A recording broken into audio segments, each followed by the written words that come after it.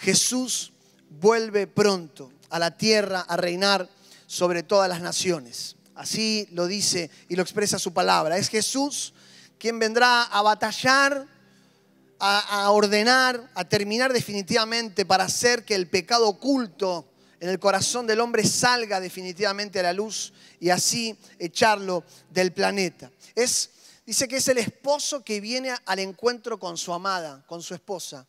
Es Jesús que viene a reencontrarse con su novia, que es la iglesia de Jesucristo.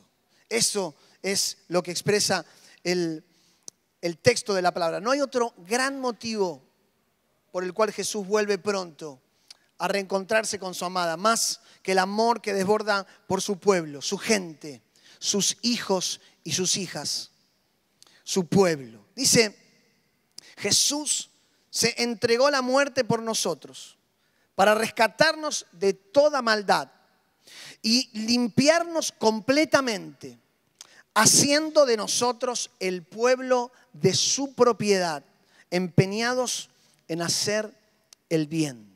Haciendo de nosotros el pueblo de su propiedad. Déjame acentuar esto un momento. Quienes abrazan a Jesús entenderán y vivirán siendo una posesión del reino de los cielos. Jesús nos ha dicho que todo hijo y toda hija es posesión de Dios. Camina tu vida viviendo, levantándote y enfrentando dificultades y situaciones, creyendo que vos sos una posesión de Dios. Todo aquel que tiene al Hijo tiene al Padre. Y por eso hoy estamos aquí, porque anhelamos el abrazo de Jesús. Qué alegría más grande, qué certeza más preciosa poder definirte como alguien de Cristo. Yo soy de Jesús. No soy lo que este mundo dice, ni lo que las leyes cambien o digan. Yo soy posesión de Jesús. ¿Cuántos dicen amén? Gloria a Dios por esa gran verdad. Esto que te digo y te lo remarco una y otra vez, es clave creerlo. Porque los que vivan así serán aquellos que hayan entendido que la vida de fe se trata de despojarse de todo, con tal de que Jesús sea el centro, el rey, el sacerdote, el padre, el Señor de nuestras vidas. Aquellos que vivan despojándose, muriendo aquí en tierra para ser a la imagen de Cristo. Esos son los que Jesús vuelve a buscar. Esos son parte de los que son el pueblo de Dios. Necesitamos tener la perspectiva, tener la mirada, la perspectiva que Jesús mismo tenía y redescubrir en forma continua la visión de una iglesia viva, de una iglesia renovada y de una iglesia llena del Espíritu Santo. Ese es tu gran y mi gran desafío hoy en el siglo XXI que estamos viviendo. Redescubrir con la perspectiva de Dios, de Jesús, la visión de una iglesia viva, renovada y llena del Espíritu Santo. Es en corazones, te decía, sedientos, corazones que buscan, corazones que no están distraídos, ni mirando hacia otro canal, ni metidos en sí mismos, sino que son corazones que viven en medio de esta cultura, escuchando lo que la cultura dice. Esos corazones que oyen y se van rápido a lo secreto a clamar, a orar, a buscar argumento en la palabra y también en la oración para poder enfrentar las acechanzas del mal. Son esos corazones donde Dios está trabajando para dar entendimiento de lo que supone hoy ser un hijo de Dios. Lo que supone hoy ser la sal del mundo, porque sos sal de este mundo, sos luz. Y para los entendidos que están anhelando, Señor, revelá el rol. Yo necesito el diseño que vos has determinado en mi vida, entenderlo. Esto que decíamos, somos hechura suya, creados en Cristo Jesús, para buenas obras, dice, que preparó de antemano. Yo quiero saber las cuáles son. Porque no todos hemos nacido con los mismos llamados, ni con los mismos acentos para el reino, sino que todos los que aquí estamos y todo el pueblo de Dios ha sido llamado como cuerpo de Cristo a reflejar a Jesús de diversas formas y maneras. Por eso me encontraba con este texto extraordinario que otro dice, Cristo quiso regalarse a sí mismo una iglesia gloriosa. Escuchá, Cristo quiso regalarse a sí mismo una iglesia gloriosa, apartada del mal y perfecta. Como un vestido sin una sola arruga, ni una sola mancha, ni nada parecido. Eso está en Efesios 5:27. Cristo quiso regalarse a sí mismo una iglesia, una novia. Y me gustaba volverte a decir que sos y somos un regalo de Dios. ¿Vos te estás dando cuenta que el centro es Jesús? El centro el que busca y el centro del que recibe el regalo es Jesús. No sos vos, sino que nosotros somos aquellos que estamos aquí para hacer de la iglesia ese sueño que Dios quiere regalarse a sí mismo. Ser iglesia es mucho más que 4 paredes en cualquier lugar de este planeta Tierra. Ser iglesia es ser comunidad. Ser iglesia es ser familia. Ser iglesia es ser un pueblo escogido y apartado para Dios. Dice el texto, vi también que la ciudad santa, la nueva Jerusalén, descendía del cielo de Dios, ataviada como una novia que se adorna para su esposo. Entonces oí que desde el trono salía una potente voz, el cual decía, aquí está el tabernáculo de Dios con los hombres. Él vivirá con ellos y ellos serán su pueblo. Y Dios mismo estará con ellos y será su Dios. Dios enjugará las lágrimas de los ojos de ellos.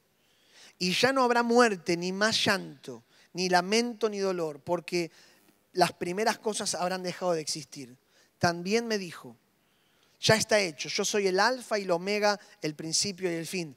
Al que tenga sed, te lo marqué en negrita, vuelvo. Al que tenga sed, yo le daré de beber gratuitamente de la fuente del agua de la vida.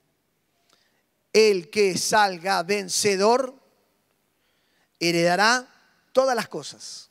Y yo seré su Dios y él será mi hijo. ¡Wow!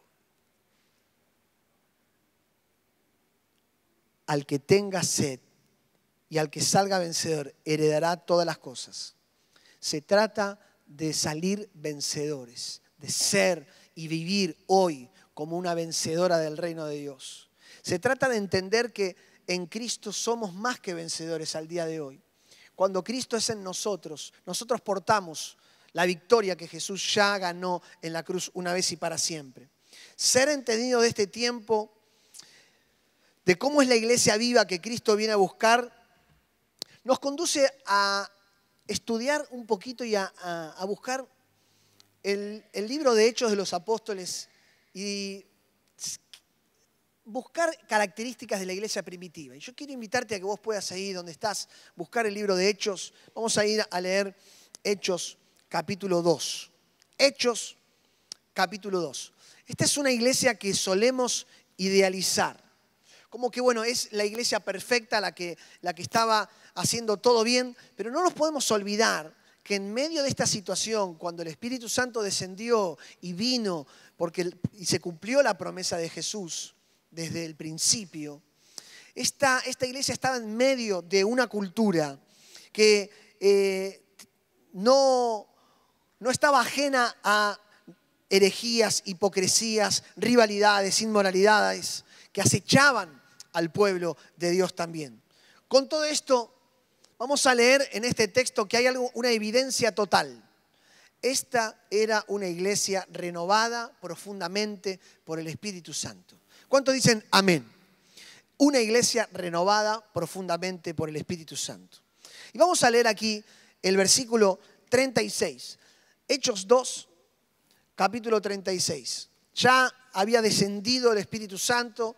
Estaban viviendo un tiempo espectacular. La gente de la ciudad empezó a alarmarse al punto de decir, esta gente está borracha. Estaban hablando en distintos idiomas, de lenguas, de la gente que venía. Dice, están hablando en nuestra lengua materna y ningún profesor particular le enseñó mi idioma. ¿Cómo puede ser que esté hablando en mi idioma? Bueno, esta gente está borracha. No. Y ahí Pedro comienza un discurso extraordinario a contarles, a explicarles desde el principio hasta el final. Y el versículo 36 dice, sépalo bien todo el pueblo de Israel, que a este Jesús, a quien ustedes crucificaron, Dios lo ha hecho Señor y Cristo. Al oír esto, todos sintieron un profundo remordimiento en su corazón. Y le dijeron a Pedro y a los otros apóstoles: hermanos, ¿qué debemos hacer? Y Pedro les dijo: arrepiéntanse y bautícense todos ustedes en el nombre de Jesucristo, para que sus pecados les sean perdonados. Entonces recibirán el regalo del Espíritu Santo, porque la promesa es para ustedes y para sus hijos, para todos los que están lejos y para todos aquellos a quienes el Señor nuestro Dios llame. Y con muchas otras palabras les hablaba y les animaba. Les decía: pónganse a salvo de esta generación perversa. Fue así como les recibieron su palabra, como los que recibieron su palabra fueron bautizados, y ese día se añadieron como 3.000 personas. Versículo 42 dice: las cuales se mantenían fieles en las enseñanzas de los apóstoles y en el mutuo compañerismo y en el partimiento del pan y en las oraciones. Hasta aquí, versículo 42. Yo quiero que subrayemos y reflexionemos evidencias de una iglesia llena del Espíritu Santo. Yo fui marcando 4, de las cuales hoy voy a desarrollar 2. El versículo 42 leemos: y eran fieles en conservar las enseñanzas de los apóstoles. Yo te voy a marcar 4 para el que esté anotando, que las quiera tener y que las busque también anticipadamente. Son hambre por aprender. Una iglesia llena del Espíritu Santo tiene hambre por aprender la Escritura, por aprender de la persona de Jesús, por aprender y ver y buscar. Otra de evidencia es la comunión. Una iglesia llena del Espíritu Santo es una iglesia de hijos e hijas que disfrutan, que experimentan la comunión, las relaciones que Dios constituyó. La tercera evidencia de una iglesia llena del Espíritu Santo es la adoración apasionada, intencionada de un pueblo que se queda admirado por su Señor. Y la cuarta es la evangelización.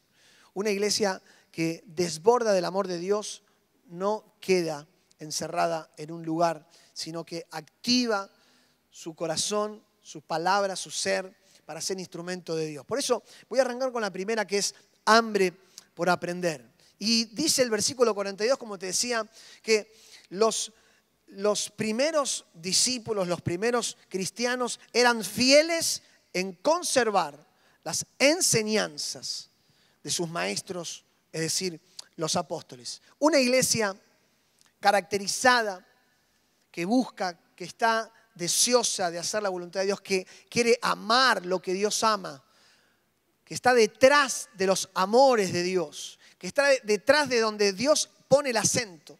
Es una iglesia formada por hijos e hijas que anhelan y buscan continuamente aprender. Aprenderán hasta el último día de sus vidas.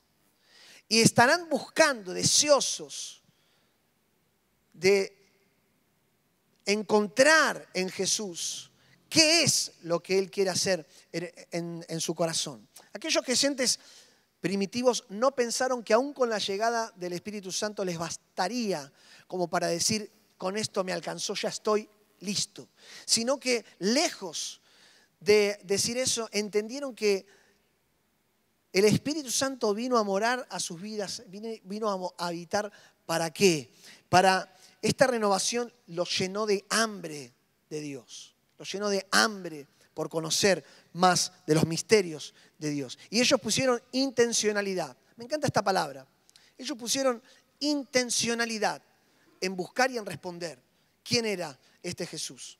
Y cuando me acerco a la palabra y cuando vamos hablando y cuando vamos trabajando y creciendo en nuestra búsqueda, me gusta esta noche decirte: protege tu hambre de Dios. Protege tu hambre por Dios.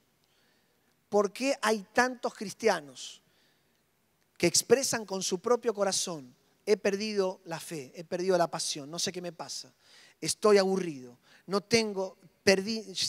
decís que soy sal, pero siento que no? por qué hay cientos de miles de cristianos en el mundo caminando este tiempo sin ser entendidos de lo que está pasando hoy en la calle y no oran porque se han aburrido y no saben qué orar, no cantan, no adoran porque no saben a quién adorar. ¿Por qué? La respuesta es concreta, fácil y sencilla, porque han perdido el hambre y la sed de conocer a su Maestro. Entonces, todos los que aquí estamos, podríamos animarnos, codearnos y decir, bueno, pidámosle a Dios que aumente nuestra hambre. Pidámosle a Dios que aumente el hambre por Dios, la sed. Y yo te diría, me encanta, está buenísima esa intención, pero no sería correcto orar así. Estaríamos en un error, por lo cual quizá pediríamos pidiendo mal, entonces no recibiríamos lo que estaríamos pidiendo. ¿Sabes por qué? Porque nosotros somos los que determinamos nuestra hambre de Dios y no Él. Vos, en tus decisiones continuas, concretas, a la llamada de que Dios te dice, ven a mí, vos estás cada día determinando si tu hambre crece o decrece en la búsqueda de Dios. Tendremos hambre de lo que solemos alimentarnos. Esto lo encontré en mi vida, viviéndolo. Me encontré orando, Padre, aumenta mi hambre. Y cada vez teniendo menos hambre. Pero fui entendiendo que de lo que me iba alimentando mi ser y mi corazón y mi carne, los deleites de esta vida, iban pidiéndome más de aquellas cosas que yo iba alimentándome.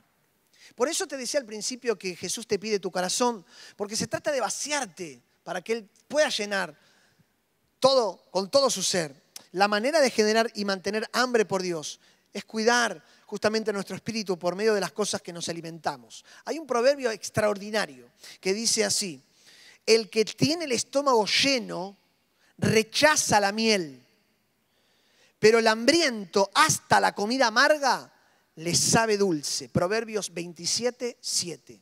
Es decir, si te llenas de preocupaciones, de pensamientos egoístas, si te llenas y respondes a toda la sed y el hambre que tu cuerpo pide y aún de los deleites temporales de este mundo, no vas a tener nunca hambre ni sed por conocer más a Cristo, porque habrás estado lleno de todas las cosas que te ofrece este mundo. Cuanto más lleno de este mundo estés, menos hambre por Jesús vas a tener. Y seremos una iglesia que no esté deseando la venida de Jesús, por lo cual a esos corazones Jesús les mira, se compadece, pero no puede avanzar. Porque nada que nosotros no nos dispongamos y autoricemos Jesús va a hacer. Sino que todo lo que vos estés intencionadamente avanzando y respondiendo es lo que Jesús sí, a través de su Espíritu, va a obrar. Por eso es fundamental que vos revises y recuerdes y ores, Padre, los deleites pasajeros de este mundo, lo único que me están haciendo es secando, es vaciando. Dice que el que tiene el estómago lleno rechaza la miel, es decir, rechaza lo más importante, tiene oro en medio del desierto. ¿Nunca te pasó que, viste, las abuelas se empachó, ¿no? Con esa expresión de, no, comí tanto que veo algo y me da hasta asco. Bueno, cuando decís, y te vienen y te ponen el banquete y decís, no, esto hoy no. Bueno, eso es perder hambre de Dios. Eso responde a muchas preguntas de los hijos que van perdiendo la pasión por la persona y la belleza de Jesús. Fíjate lo que dice una de las 7 cartas que es a la iglesia de la Odisea, capítulo Apocalipsis 3, versículo 17. Cuando Juan está escribiendo por revelación de Dios y le está diciendo, tú dices, yo soy rico y he llegado a tener muchas riquezas. No carezco de nada. Pero no sabes que eres un desventurado, un miserable y que estás pobre, ciego y desnudo. Frena acá. ¿Podés entender cuál es el centro del problema que aquí está expresando Dios hacia esta iglesia? Es la pérdida y el hambre de pasión. Estoy satisfecho. Vos decís, no tengo necesidad de nada, ni tampoco de Dios. Pero estoy. La pérdida y hambre de Dios. Tenía satisfacción de cosas, de otros placeres por sobre los de Dios. Sigue, versículo 18. A todos los que amo, yo los reprendo y los castigo. Así que muestra tu fervor y arrepiéntete. Mira, ya estoy a la puerta y llamo. Si alguno oye mi voz y abre la puerta, yo entraré en su casa y cenaré con él y él cenará conmigo. Al que salga vencedor, le concederé el derecho de sentarse a mi lado en mi trono.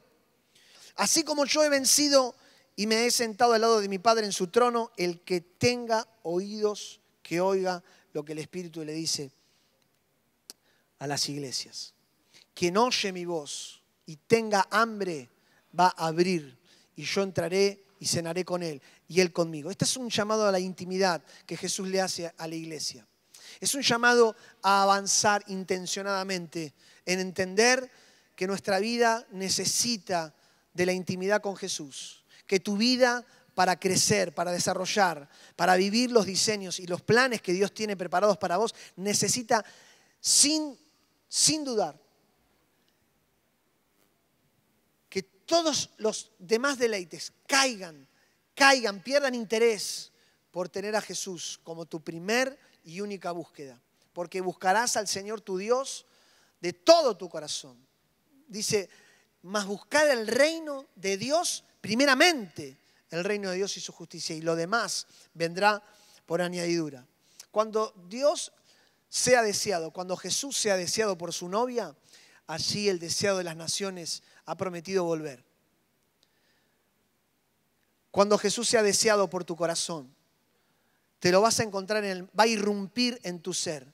Va a pasar en el lugar y en el momento menos pensado, que lo que estabas quizá buscando, anhelando o deseando que Dios haga en tu vida, va a venir.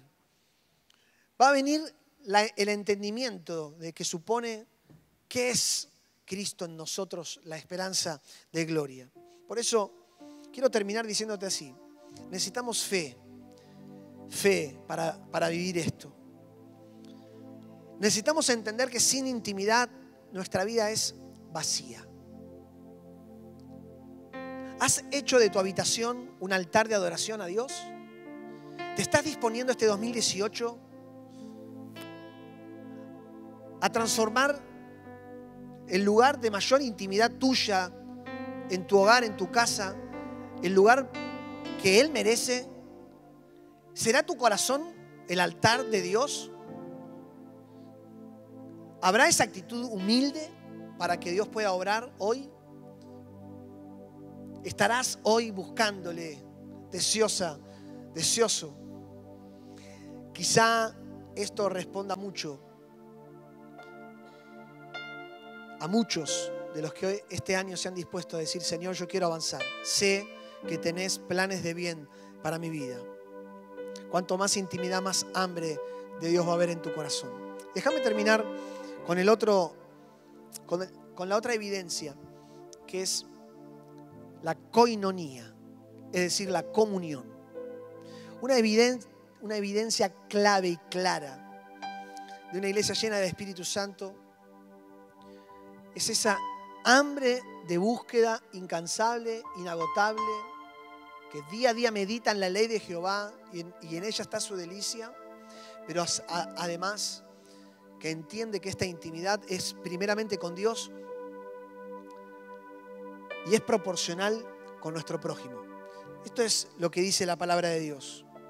En Hechos 2 que estábamos leyendo, el texto sigue y dice que los discípulos disfrutaban del mutuo compañerismo en el partimiento del pan y en las oraciones.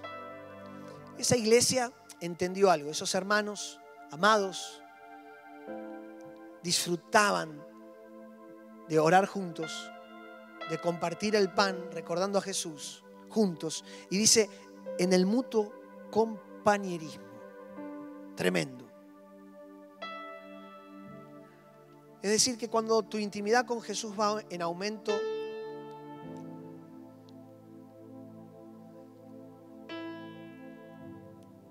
esto de vivir el reino para los demás, ser iglesia para los demás, ya dejará de ser un pedido de alguien o un requisito o una obligación. Estaremos listos para la acción. Estaremos listos para entrar en la acción. La acción es una consecuencia de nuestra intimidad. Nosotros hacemos muchas cosas y la mayoría de las cosas que terminan saliendo mal son porque justamente accionamos sin preguntarle a Dios qué es lo que tenemos que hacer. Pero cuando vamos a lo secreto a preguntarle a Dios cuáles son sus planes, es Él quien nos envía. Es desde la intimidad que somos enviados a amar a este mundo. Dice, amarás al Señor tu Dios con todo tu corazón y con toda tu alma y con toda tu mente. Este es el primero y más importante mandamiento. Y el segundo es semejante. Amarás a tu prójimo como a ti mismo. Eso es koinonía. Es aquello que tenemos en común. Jesús es lo que tenemos en común como pueblo de Dios. Y cuando amamos a los demás, estamos amando a Dios. Y yo quiero preguntarte si este año vos estás dispuesto a formar parte de una iglesia llena del Espíritu Santo. Pues una iglesia llena del Espíritu Santo es conformada por personas, por hijos e hijas que intiman con Jesús y que son enviadas, son movidas al amor, mucho más que palabras, al amor hacia el prójimo, mucho más que al amor hacia vos mismo. Esto es la revolución más grande que Jesús levanta en medio de esta generación. Porque una iglesia que anhela su frescura es una iglesia generosa. Generosidad es la palabra que ama el reino de los cielos. Mira, hacé de cuenta que tengo un aerosol y te voy poniendo así, generosidad.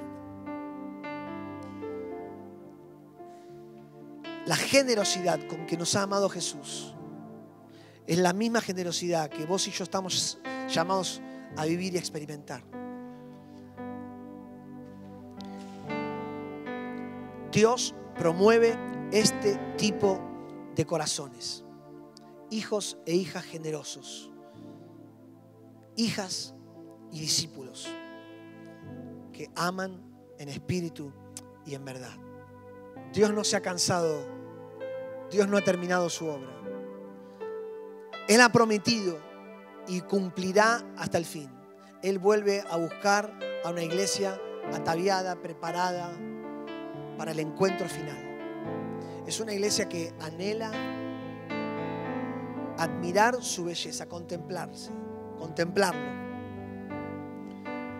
para que este amor sea derramado, brote, fluya.